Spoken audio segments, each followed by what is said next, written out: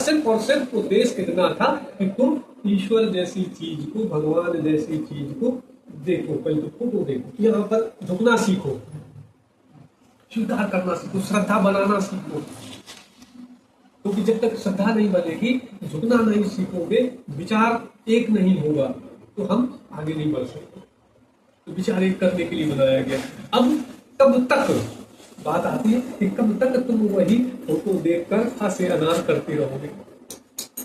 एक जन्म, जैसे स्कूल में तो है टाइम, एक साल बाद वो मास्टर तुमको कक्षा से निकाल के दूसरी कक्षा में भेज देगा, और वहां तुम अगर हाथ से अनार कहोगे तो बहुत मारेगा, वही मास्टर मारता। हम अपनी बात बता रहे, जब पहले हम गए तो सिखाया गया कि चूल्हे में बोले लकड़ी एक कर, बोली डंडा एक हने, चूल्हे में लकड़ी बोले दो नहीं दो।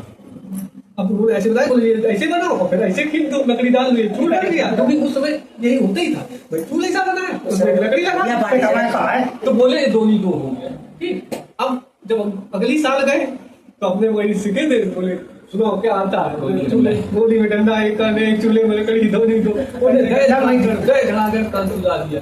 बोले ये क्या? तो अब हमें समझ में ना आए कि पहले मास्टर साहब कहते थे ये बनाओ, गोली में डंडा एक करने, एक बनाना है और कुछ ना बना देना, बोले सिर्फ गोली में डंडा एक करने, एक बनाना। तो हमने कहा अब ये कह रहे हैं ये बनाना ना, ये गलत है। तो उन्होंने कहा कि गलत नहीं है, उस समय वो सही था, इस समय ये सही है।